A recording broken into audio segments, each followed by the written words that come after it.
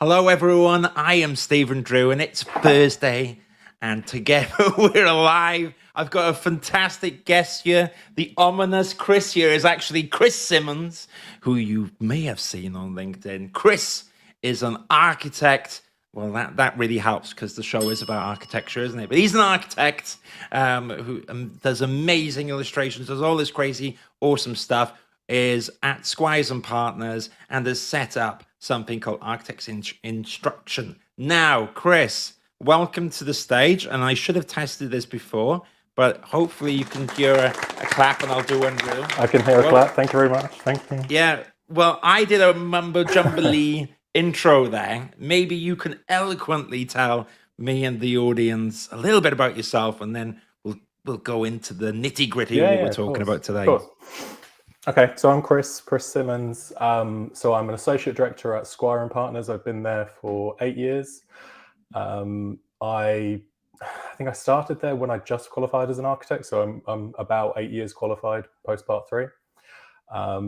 And I think my experience of architecture has been incredibly positive. I'm really passionate about saying, actually, I really love being an architect. And, I think it's a really positive and varied career path. And, part of that is me setting up Architects Instruction, which is basically a sort of support and mentoring service, community type thing for young architects and architecture students, trying to basically kind of, support you in your kind of, careers, look at how you can transition from university into practice, support at sort of both ends, and try and give a bit of my experience and my know-how, trying to make things a bit easier. There's a good quote that I read recently on the socials, and it was be the person that you needed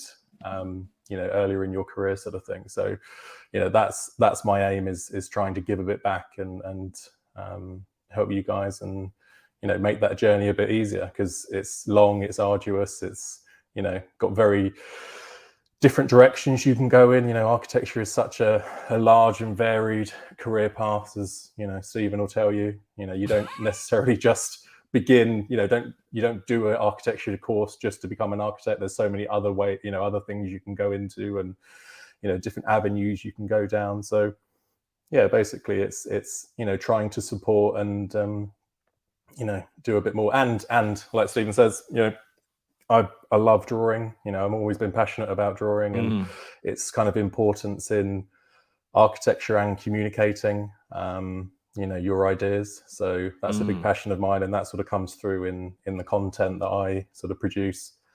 I love it. Yeah, I think that's kind of the summary of it. Amazing. Well, you can see my Chrome here because I didn't select just the browser. So if anyone's thinking of robbing me, I'm actually looking at security doors at the moment. So done. Thank goodness I haven't got my address out there, Chris, because everyone can see all my tabs. But hopefully they're looking at your awesome sketches and not that. I should just say, because we're alive, if anyone at any point has a question for Chris, just ask it. And as long as it's not too inappropriate, then it's kind of okay. It can be a little bit provocative, but as long as it's in the realm of acceptability, so I don't get banned on LinkedIn, we will have that question. So me and Chris, we're going to talk a little bit about the architect's instruction in a bit more detail later. But it was actually interesting, Chris. So I'm going to bring it back to us for just a second. So before this, we were talking about a few things we wanted to cover today, and I think one important topic is actually the disconnect between architecture, school, and practice. And my understanding is that's probably one of the fields that made you do your website, maybe, and the way you help students as well, and constantly bringing people into the Squires and Partners office and so forth. But could you tell me in your experience, and then I'll share mine a little bit, where you feel the disconnect is between architecture, school, and practice? So I think everyone that's been through the process realizes that there is a disconnect, and I think there are some positives and some negatives to that. I think, like I said, architecture is a massive career. It is a massive sphere of different career paths and things like that. Mm. And it's very complicated, and you can't learn it all in university. No. I think basically from my experience, you do your part one, you do 3 years. I went to architecture school at Canterbury, and that's very much arts based. So it's an old sort of 60s arts college that runs the course, and I had a great experience. But obviously, you come into practice and you're just like, wow, this is this is Different different. This is world. kind of yeah, exactly. And I think 9 times out of 10, the architects you will talk to will say similar things. Yeah. And I think in some parts it's very difficult because you make a lot of assumptions, you make a lot of, it's quite scary going into practice and understanding, so many different phases of design, on site, pre-construction things. And it can be very intimidating. Now, I've also found that going back for part 2, there were still people that weren't really sure about their career path at part 2. So they would go, oh, I want to be an architect, I think, I need to do a part 2 maybe. So I'll do that. And you get drawn along this, this career of, learning of 7 years or 8 years or not. There's not many people that do it in 7 years anymore, I don't think. But, along this journey with this idea of, becoming an architect is this thing over here.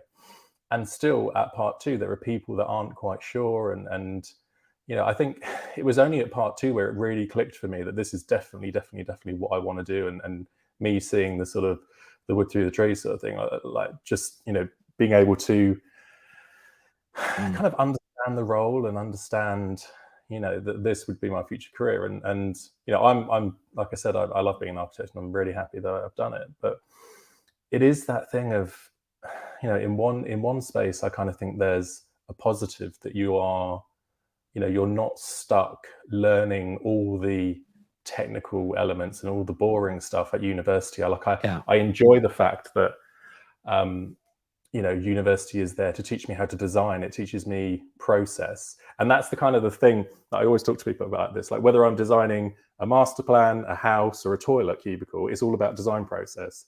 Those are the fundamentals of kind of what we do as architects. And, for me, university does fulfill those things. So in one way, there's a disconnect, and that's kind of a good thing, because, I don't want to be learning all the stuff that I need to do in practice, because it's not necessarily that intriguing. And also, policies change, and materiality things change, and regulations change and things like that. So I think, in one way, university is good because it gives you the sort of backbone to your architectural understanding. But also, it leaves graduates not knowing, not actually being that useful to companies. In a lot of senses, there are, software training, for example. I'm a big advocate for saying, when you apply and we look at the CVs and things like that, I'm not that interested in what software because software can be taught, but I'm kind of interested in your ideas and your thought processes and things like that. But a lot of architects need you to hit the ground running with, on day one, right, we need to do this package, jump in, you need to know the basics, you need to understand, the basics of the software and things like that. And a lot of universities don't give you that basis. So, I'd love to hear about your experience. Yeah, well, not too far away. You will laugh because I know you do mentoring, and I think that's so important. And I do a bit of career coaching, but I've been referred to by another coach as what would be the equivalent of the front end architect, because I don't talk about what you do in practice. But for me, the disconnect that I see with a lot of people is the one thing in university that's kind of skipped off a lot is actually how to get a job, right? Because you spend so long doing your thesis and your portfolio credits and all that stuff to be pinned up on the wall, and it gets marked, and then it's like, come on guys, go out there, get a job. And how you do that is kind of very, very, very broad. And I think that some universities are getting much better at doing that, which is great, involving people in how to get a job near the end, because you can't really cover it in like an hour seminar. Like, No, okay, exactly. you got to get your CV and portfolio and word it out. And having been a hiring manager as well, having seen a lot of CV and portfolios, there's different things that work, some things that don't, but it's very open to interpretation and how people get that style across. But yes, when I was looking as a part one, I remember putting software on my CV, and I knew MicroStation very little. I think I opened it like 3 times, and I was like, right, I'll put that on the CV. That's 3 Because, stars, isn't it? If you open it 3 times. oh, maybe, right? It's open to interpretation. Why not? Again, I why? think you hate the star rating as much as I do. Oh yeah, I call them the wheelie bars of nothingness. I'm like Yeah. 80%. It's but yes, so I think I put MicroStation on there. And the practice that I joined in the end, EPR, they were like, "Oh, you're MicroStation. That's good. Come here, go for an interview."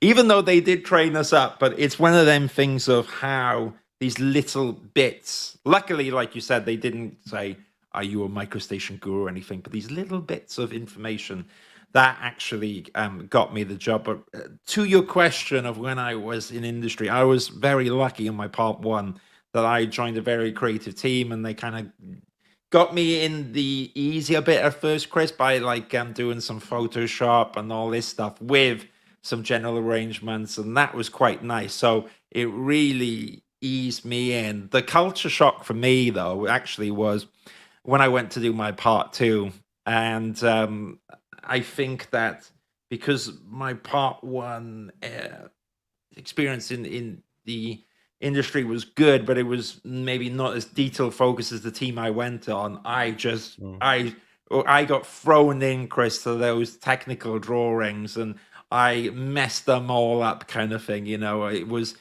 just one disaster after another. So I think that could be another disconnection. When you go back on your part two, I think that hiring managers have a very different idea what they want out of their part two, and I'd love to hear your thoughts on that. Have you hired any part twos that have come back from university? And I imagine they've all got different experience at their part ones, right? Which can be disconnecting. Yeah, I think we've always been quite lucky because we have a lot of part ones that come back to us at after their part two sort of thing. So it's that continuity, and I think you're probably doing something right if you've got people wanting to come back afterwards. So I think that's a positive, for the company in general. But yeah, you're completely right. It is, and another thing. This is about that disconnect, because at part one, people, there are a lot less part one job opportunities around, I feel like, and it's much more difficult to get a part one job, and it's almost that thing of it being a rite of passage that, you require other architects, because they know the system and they know that we've all been through that process, that you need to support, people at a young age and provide the jobs for a part one. And like you say, some part ones are ingrained in a team and they're supported and they're, they are mentored, and some are there to, do some coloring in and things like that. And that's the worst type. But, I'm not trying to belittle anyone, but it is, some architect practices see it as a kind of an additional pair of hands rather than someone you're trying to bring along in the process. Right. And you're right. At part two is kind of when it all gets a bit more real, and yeah, you need someone to jump in and hit the ground running, sort of thing. Yeah. But as with anything, it's about understanding someone's level of ability, understanding how much time and effort you need to put in as a employer. As a someone's joining your team, you can't just expect them to write, you day one go off and do that. You need to understand them, you need to get to know them, you need to understand their abilities, their understanding. And I think that's in one part why I've always felt like you have to go above and beyond to mentor people properly. It takes an additional amount of effort from us as more senior people to explain something. And I've always been really passionate about stopping for a second, saying, setting goals rather than individual tasks. Not just say, I need you to draw this detail. It's about communicating what this means, what's the impact, what's the bigger picture, and letting people kind of learn in a way, guide themselves through this process. And that's, not every practice and not every architects are the same in that way. And also because, if you're under resourced and you're already up against it with fee and things like that, you won't have the time and the inclination to make that extra effort. And it's the younger architects and the architectural assistants which lose out on that support. Right. And while we're talking about it, they're the ones that then end up having to work extra hours and things to make up, for all of that. The industry is just getting tighter and tighter and squeezed. And we're fight. Obviously, UI and everyone else is trying to fight against, unpaid overtime and exploitation of, younger members of staff and things like that. And it's such a balance. It's such a, when you're trying to get experience. And obviously when you go into practice, you want to try and make a good impression. You want to try and take on workloads and show that you can manage them. And it's such a tricky thing. And all of us are just trying to help and try and make it a bit better. I think you're right. Well, if you saw me clicking away there, by the way, Chris, I wasn't deliberately being rude. I was bringing up that beautiful list of questions that you prepared for me as the host. I thought you were photoshopping. No, I'd be I'm a bit rusty at that now. I'd be the one on your team with all, you'd see the feathering and all that would be gone. No. I was bringing a few things up. Now we'll just see what we can cover today because you're working. This is your lunch break, and we all appreciate you here. But as you said, it's very difficult, isn't it, how we can break the exploitation of young architects overworked and underpaid. Now, there's so many facets that I've seen. On one hand, I've been lucky that last year in particular, I did a lot of work in an architecture practice as their hiring manager at Ackroyd Lowry, where they pay for overtime. And that was even a tricky thing, because what they've done, Chris, is that they pay for a certain amount of overtime, but they try not to pay any more over that, because there is no overtime after that, because there's a point where, it's you can almost encourage too much overtime. But it was extremely rewarding. All the staff love it. And it meant that by introducing paid overtime, that because that's all factored then into the projects, the budgets, and you as an associate director, you're very acutely aware then of the costs and if the project is going over and under. And so I thought that was a good answer to one way that we can break the exploitation of young architects, overwork and underpaid, is that paid overtime should become more and more of it shouldn't be such like a rarity in architecture. It doesn't mean that practices have to do it, but I never heard of paid overtime years ago, and it's I'd love to hear your thoughts. If they can make it, if these guys can make it work in their business model, they appear to be a very successful up and coming architecture practice. So if they can make it work in their business model and achieve great things, then why can't others? For me, that is that question. I mean, I don't know the answers, but it is that thing. It's like people talk about the 4-day week. It's like if some practices can do that, then it is possible, and it does require people at the sort of vanguard of these sorts of things to be able to actually stop and listen to what people want. And you'll be acutely aware that a lot of power is held in the in the people getting the jobs at the moment, looking for the jobs. The statistics are much different than they have been previously. I think when I was looking for a job previously, a long time, I'm very, very old, and a long time ago. And you're not the old car. Don't worry about it. I feel old, that's why. It was a much different environment, and obviously with with the way things work, there'll be ups and downs and things like that, and the market will follow that. But it feels like it's very much in favor of people wanting really positive cultures and people being much more picky about their employer, and benefits not just being a bit of healthcare here and there, or a beer on a Friday night, being actual tangible benefits and cultures. I'm glad you pointed that out. The foosball table, it doesn't stack up anymore in 2022. It's nice to have, right? But you're very, very accurate. At the moment, it's been nicknamed the Great Resignation, which Mm. basically means that there are lots of people, especially last year, resigned, and that they moved on to other jobs. And I think that the BBC last week said that there was a record amount of job vacancies in the UK at the moment. So there are much more job vacancies than there are job seekers. So you're right. We have the architect has the opportunity to selectively pick where they want to work. So it's not just the foods, but it's the culture, isn't it? And it's the Yeah, ethos, completely. and I think that's really important, and I think that that's really one way to go. So you're right in one sense.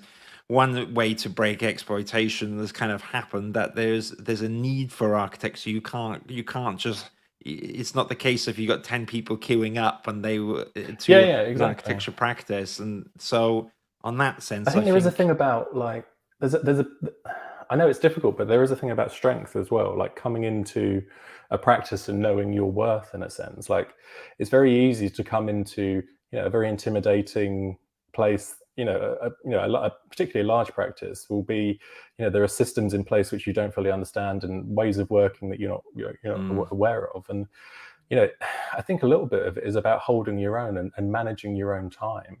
And mm, I think the I've never valued people working all hours. I think I can see through it, and I don't think I mean you know th- there are the practices that work incredibly long hours and things like that. But I think the general culture of fear of looking over your shoulder of oh, they're going home before me, and oh, should I stay a little bit longer to try and impress this person, like I you know having been through that period in my life, and now on the other side of it, you have a lot of balance in that. And you know yeah, I value people that can do their job within the hours allocated them, do it effectively. And if it means just being a little bit one less coffee break, or just being a bit more efficient in what you're doing, and trying to manage your time a little bit better. Like, yeah, it's easy to say because I'm not employed by a architect that wants to take the piss out of me constantly, and I haven't had that experience. I know people that have. But yeah, then again, if it's a buyer's market, don't go there. If you have heard bad things, there are things. Architecture is a small world. If people are aware that an yeah. employer is has a bad reputation, and there are a few out there that have very bad reputations when it comes to hours particularly. Stop knocking on their doors. It's the power's in your hands to a certain extent. And yeah, their name might look good on your CV, but also if you can see that someone's worked there for 6 months and burnt out, and that doesn't actually mean as much as people might think it does. I think you're right, and while I quite like to some people that might sound quite provocative, but it really is true. If you don't fancy working those long hours, you really shouldn't go there. And sometimes, as you said, on the scene, as it were, there Hmm. you definitely can kind of know about what a practice is before you're getting into it. It shouldn't be a shock going to certain practices that they work long hours. And while that can be provocative to some, actually, what I've been talking about, I think, was provocative to one of our guests on YouTube when we were talking about fees and stuff. So I'm just going to bring it up. Miss Slingsby says, any thought the terrible pay is related to the fact that graduates are not skilled enough and the employer has to train up the staff for all the knowledge and skills not learned at uni? Mr. Slingsby, I don't agree with that. I think if you haven't got the time to train up a graduate, you shouldn't hire a graduate. And if there's not, and then the next bit was talking about the project cost. What is the project cost? You need more fee if you can't pay it overtime. Well, then that's a good point, because then it goes down to your fees. And when sometimes architects can sign up for low fees to win a prestigious project and all that stuff. And guess what? In my experience, if the fee starts on the project low, Chris, and you tell me if I'm right or wrong, or you agree with this, but if the fee starts quite low, then already that project can be strained before it kicks off. And that's when in my experience of seeing projects with fees lower, is that it's more likely staff will do overtime and all this crazy stuff to kind of Yeah, make sure completely. that the project gets out the door. So my answer would have been to that is that the fee that you've got perhaps is too low. And again, I don't think that's a good situation for you because Mr. Slingsby, that might affect your reputation down the line in this modern world of glass doors. All these employees are going to be talking about your long time and overpaid. So, hey, but I really appreciate you sharing your viewpoint on you. Is there anything you'd like to add to that, Chris, or should we move on? No, Or I think, to be honest, I think they're fair points, and I think there is an element of, university should be teaching you X, Y, and Z, but you know, you might use, you might use X software, you might use Y software, you might use Z software. That is very varied. Because I might come out and I'm an ace at this thing or an ace at this thing, and actually then that's not relevant to what you're doing. It's for me, it is about that core skill set. And I think there is, as with everything, architecture, there's a lot of learning on the job as well. It doesn't have to be formal, paid for training, because I understand, I do appreciate that that's expensive, as particularly if you're not a larger practice, to factor in software training is probably an expense. But also, like we're saying, the problem is part of the whole system. It is, low fees, and the low fees push everyone down. But also, it's the devaluing of the architect, and no one appreciates the value and skills that we bring to something, and that's the kind of thing that's happened over the X number of years. Through the watering down of our role and profession. We're not contract administrators anymore. There's 60 people on the design team rather than 5, and it's all part of the system. But I don't think it's easy enough to just say the system's broken, so the youngest people are the ones that get screwed. I think we need to kind of look at it in a holistic way, and I think a lot of it does come down to fee. And if you don't win that project at a low fee, but you can put a fee in that's sensible, then surely as a business that's the right thing to do. It is. Yeah, don't know. I mean, no, you've handled the trickiest question with me together. We got through it, and I would just say even in recruitment, because I don't practice architecture in the sense anymore, but I do recruitment and coaching and stuff like that for the architecture sector. I still have competitors where the fees are low, and I have to make a decision all the time not to lower my fee, Chris, because the moment I start working on these roles with lower fees, I don't do such a good job. My time is distracted. I'm spread too thin, and so it's not even just an architecture sector problem. It's being competitive, and I think unfortunately, as well as that, while you've got developers and something and people moving the fees lower, actually architecture practices competing with each other to get the projects lower in the fees as well. That can also lead to what I call like the downward spiral, where in the end someone wins the project at 2% and they go, we can't do this, so we're going to get the part 1 and the part 2. And when the client comes in, we get everyone to sit at the desk, and when they go, we'll just, they can go back to their teams. And I've seen that once happen. Yes. But all right, well, let's see how we're doing for time. We've got a little bit more time, but you tell me, Chris, when we need to go in a bit. I want to bring it back to architects and instruction a bit, because I think a lot of what you do is very interesting and helpful. So in particular, I want to talk about the most important skills you think are to learn in architecture school, and you can expand upon that as well through your career. I'd love to know your thoughts on that, and I'm going to bring up some of your stuff as well. I look a bit younger in that photo. Oh, that's my emails. God, you're showing it all, aren't you? GDPR nightmare. Well, I've been going for my accounts today, so people don't worry about it. But yes, so go through it. It's quite pertinent, really, because I was doing crits at Canterbury on Friday, so it always reminds you of what the important skills are when you're watching people present their, I think it was 4th and 5th year work. For me, architecture is about communication in the first. It's all about communication. It's all about you taking said idea in your head and communicating it to somebody else, whether it be a client, whether it be a planner, whether it be, you know, a building regs person, whether it be a contractor on site or a specialist or a user. You know, it's all about getting whatever this stuff is in here out. And whether that is verbally, whether that's pinning stuff on the wall, for me, whether it's drawing, I mean, that is why I'm so passionate about drawing, because I can't think of a way that I can communicate so effectively the spatial elements or the materials or the, you know, the convergence of lines than on a piece of paper with a pen. You know, there's just not an easier, quicker way that is so, you know, the ingrained in my body sort of thing. I don't need to, you know, turn on Revit, model it, you know, add the parameters and print it out or whatever.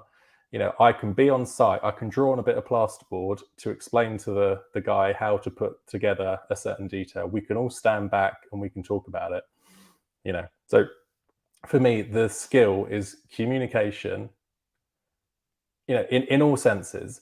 And that's why I get quite fed up with, you know, the sort of navel-gazing architecture community of incredibly long words to explain quite simple things. And, you know, because, you know, to what end? It's, you know, we're all very impressed and we can all talk about it to each other. And, you know, it's a very intricate description of whatever you're trying to say. But, you know, isn't architecture about people? Isn't it about communities and, you know, users and stuff? So I think that we have such a ingrained thing of, and I completely went through it as well, like doing history and theory and stuff like that at uni. You get obsessed with these incredibly clever sounding things, but actually it's all about, you know, clear, succinct communication. Yeah. And like I said, it's for, you know, normal people. At the end of the day, it's you're trying to, you know, as with a lot of people, you get into architecture because you think you can make a difference and you can improve things. And, you know, and also I quite like drawing and stuff. So it's, you know, they're quite simple things, and it's about being able to communicate your ideas in that way, you know, and then that can lead on to, you know, presentation skills. It can move on to, you know, public speaking and stuff like that. And, you know, crits are incredibly, you know, I quite liked crits, to be honest. I know it sounds really geeky, but I always really liked the crits. Did you? It's, yeah, I know it's a bit weird, isn't it? It's fine. It's a way to talk about your work and you know, talk about your ideas and have a discussion. And, you know, you can get offended by what people say, or you can try and have a constructive dialogue with them and try and learn something from it. You know, and it's always that thing of like the people that couldn't take that criticism were the ones that kind of weren't making the most of the crits. I mean, obviously, you know, people are bloody tired by that point, and you know, nerves are a bit frayed, so it's easy to you know, stumble at a crit, but they're so useful. Okay, so communication. I'll stop talking about that. So communication is a big thing. It's important. Don't worry. It's so key.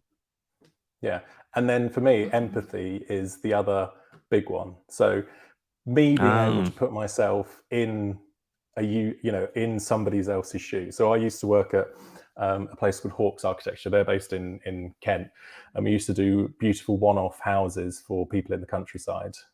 My boss had been on Grand Design, so it was lots of Grand Designs types houses, and that was lovely because it was for, you know, Mr. and Mrs. X or Y, and they'd saved up all their money and they were, you know, trying to, you know, do this dream house. And you really had to try and get to know them. You understood the couple dynamic and you understood the family, you know, and the briefing process was lovely because you were trying to understand, you know, where they moved through the house and how they used it and how it might adapt in time, and family might move in or move out, you know, kids growing up or elderly parents coming in. And then you would throw in, you know, the sort of sustainable aspects and how you know, the sun path works with everything. And you know, it was all about understanding people, you know, how and at the end of the day, that's all it's about. You know, you can have architects that are obsessed with buildings as these technical machines of, you know, and how details come together, but you know, the end goal for me is about, you know, either providing shelter or space for people, providing people a place of work to fulfill whatever role they need to do, or people improving, a little extension on the back of someone's house will have a massive change to somebody's life. If it's designed right, if it's designed by an architect who's thoughtful and listens and, super passionate about people actually fucking listening about, like architects not pushing their own ideas and their own agendas on people. I mean, obviously we are the ones that come up with the ideas, but we need to be able to listen and filter that information and go through this thorough design process, to give them maybe something that's unexpected, that isn't, the standard thing. And I have it all the time off of, friends or people that aren't architects. It's like, oh, can you just draw us up a set of plans and do this? And it's like, it's not really about that. It's not just about, I want a box on the back and, make it square and a circular window. It's about, how it works, how your life works in that space and things like that. And, for me, it's kind of what architecture is about. It's, there is a result. Normally it's a building or it's a shelter or it's a, whatever it is, but it's about people. So yeah, communication and empathy are my sort of big things.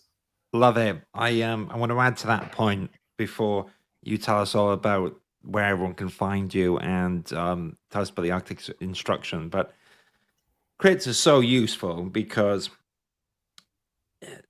conveying concepts and illustrating to people your scheme is essentially a skill that you're going to be doing in your job interview, right? It's pretty much the same thing, except in the job interview, it's not just the project that you're conveying or selling. And I know selling can be a controversial word, but in true salesmanship, you want to convince that person that you're the right person for the job. And I think that creates an amazing way to learn that, because if you think about, and I always tell people, you think about how stressful crits are, don't think a job interview is any worse, and you've done it already. So if you've done a crit, you've pretty much done a job interview. So you can do it, you know what I mean? But I think people always have this perception of a job interview being like the Spanish Inquisition, it's just like, oh, the FBI looking at you, the lights in your face, and it's like, how well do you know Revit? And it's like, well, actually, the job interview is just as much for you as it is for the client, because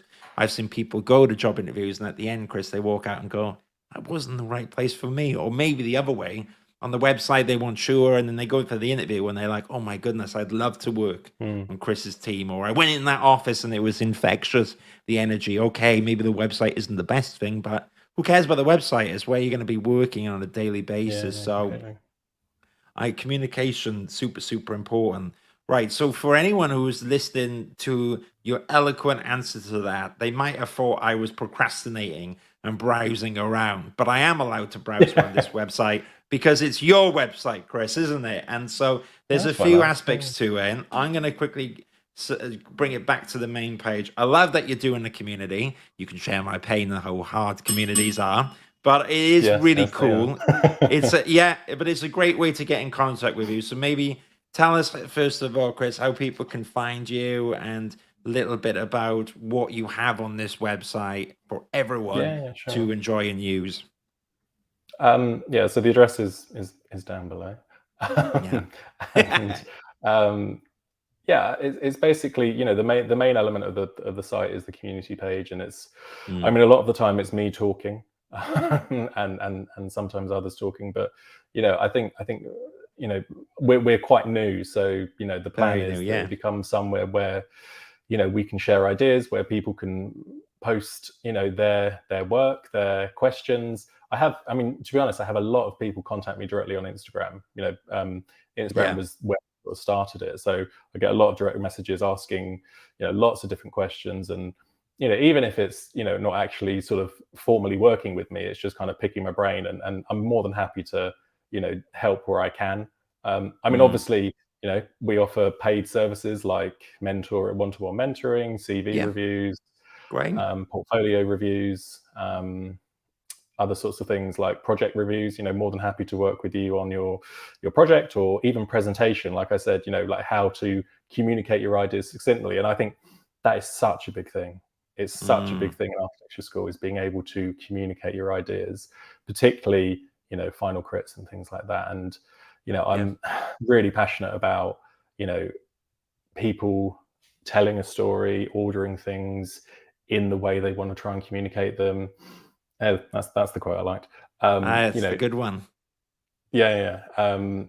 Telling a story, having your boards, because there's nothing worse than you pin a load of drawings up and go, that's a thing, that's another one, that's the thing, and it's just it's about the story. It's about like Stephen's saying, it's about selling. It's about selling your ideas and why is what I'm doing interesting and worthy and going to push architectural thought further and what have I considered. It's not just a linear process. It's about going through the way you want to talk about it. So super passionate about that. And I think basically I'm not going to make this a sub story, but I lost my dad when I was 25 and lost my mum when I was 32, and that for me left a massive hole of not. I mean, it's a weird thing, but not having any parents is really strange. It's such a massive shift in your life, and not having that more senior support thing threw me completely. And that's when I started thinking about doing stuff like this, because I've always had really strong mentors in my life, and I've always been really, really kind of beneficial to have people in practice in my part 1, in my part 2, in my part 3, and now I've had such strong mentors that have really supported me and really cared and gone out of their way to teach me things. And not everyone has that. I've been really lucky in my career, and I can really appreciate not having that support and being a bit lost. So I think it is, I mean, obviously it'd be nice if I can get a bit of money out of this as well, but it's about trying to help people in that position that they need a bit of guidance. And I think I'm kind of old enough to have been there a bit, but also kind of young enough to still be in touch with people that are going through that process. So hopefully it's about that, and it's about trying to impart a little bit of wisdom and like the quote says, be who you needed when you were younger. I love it. Yeah, like I think very, very active on Instagram, very active on LinkedIn. We do lots of drawing workshops as well. So I've just done one for Clark and Moore Design Week. So teaching people how to do single point perspectives. And that's the other aspect of, my socials are very much about me sharing my drawings, because, I love I love social media for being able to show work. I started doing that during lockdown, because obviously I wasn't furloughed and I was still working from home, but lockdown was quite difficult for me with 2 young kids, as I'm sure it was with lots of other people. And I've always drawn, but I started posting my work online, and I'd never done that before. I'd never really seen the value of social media. I mean, I had a Facebook account or a MySpace account way back when, but I'd never been, sort of posting anything. And I started posting stuff, and I would draw, contemporary buildings in London. I would tag the architects that did it and the developers, and, people would then reach out to me and say, oh, that's lovely. Oh, do you want to have a conversation about this? And it was almost like a way of making some connections by doing something worthwhile, because I got so much from just spending an hour drawing. Like, it was so cathartic for me. And also you were networking, you were making connections with these people in this community, and they appreciated your time because you'd drawn a nice picture of their nice building, and we started a discussion about their project, and opened up lots of doors. And I spoke to lots of architectural photographers, for example, because I would use their images as references and things. And it then opened up this idea of, actually social media is actually a really useful and amazing tool for me to spread myself through this architectural community and actually start having these conversations. And then you read that what's his name, Austin Kleon book about sharing your work online and stuff. And then there's a whole another level of how architecture students can start sharing their information online, and how they can start having a presence, and how they can start working on their own personal branding and things like that, and really tailoring their image and their things they're interested about and their passions in architecture. And presumably that makes it easier for you when we're going for a job, because you can go, oh, this guy's really active on this, and he's really kind of making connections, and look at all his stuff on here. I mean, I'd be interested to hear your thought on that. Oh, it's true, and I think the more you get out there, actually the job opportunities come to you. So, for example, Christina, you need someone who's a grasshopper whiz on your team. Well, if people are involved in Grasshopper London on all these meetups and all this stuff, maybe then the BIM manager knows someone and they go, Chris, I got someone for you. There's this great lady who's kick ass at Grasshopper. I've met her before. We'll get her in. And it's that examples like that of actually when you put your stuff out there, the things come to you. And even in my sense of building a business, the more I put out there, the more stuff comes to me. And I think it generally does help. But to your specific question of a student, I think that good ways to start is LinkedIn.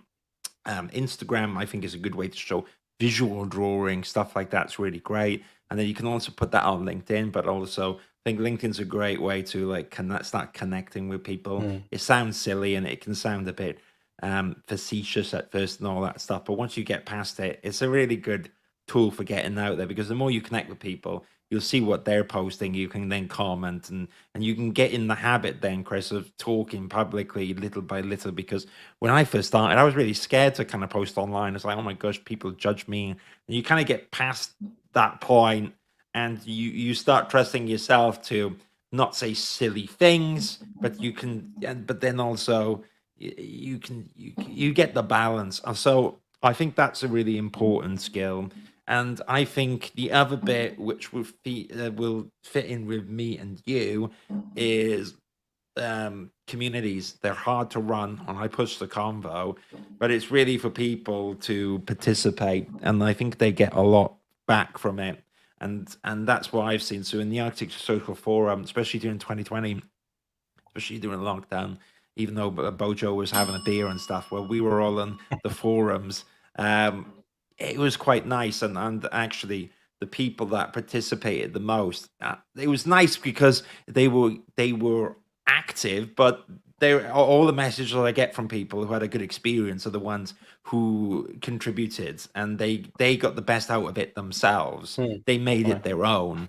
So I think people really have to start engaging with things online, and I think it's a really good way to get off your ass and not be on Netflix and feel constructive, is be part of a community, getting involved, sharing work, critiquing, going to all this stuff.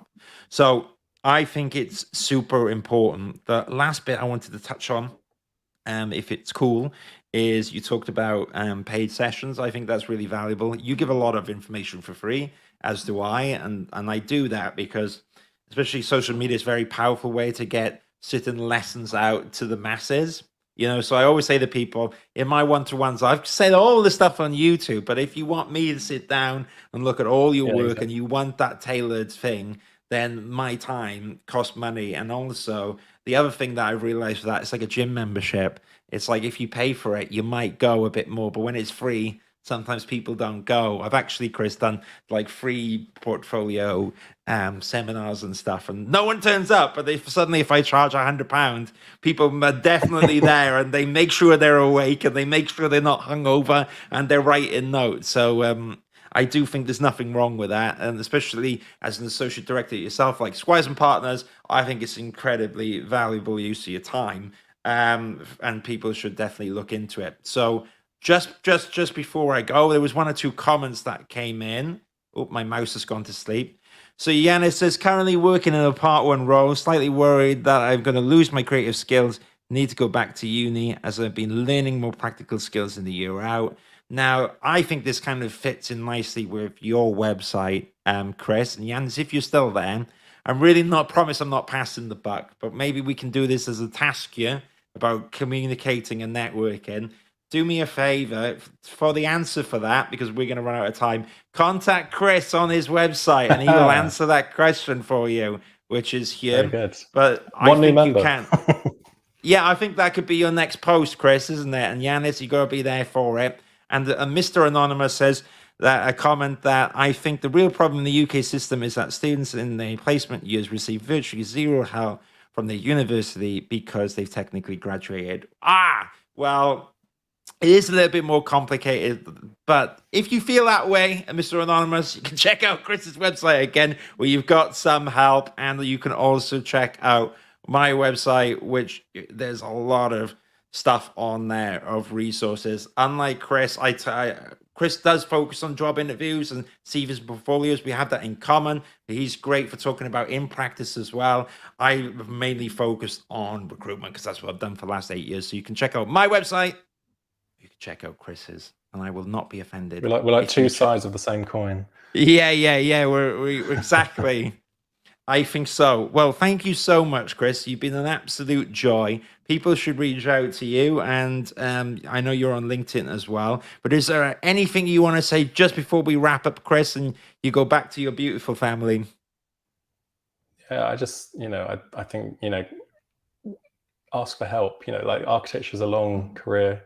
It's bloody difficult. It's all over the place. I think I did a post of, your career doing this, ups and downs and stuff. And, like Stephen says, the people that get the most out of these sort of things are the ones that join in. So, ask that question, join up to these things, get involved, try and, make connections, things like that. Don't just kind of sit on your own trying to look for the answer, because there's help out there, and there's people that are, there's so many now, there's lots of sort of architectural content creators and things like that. There's lots of people saying very positive things in this space, and so look for the help, and we're here when you need us, I think.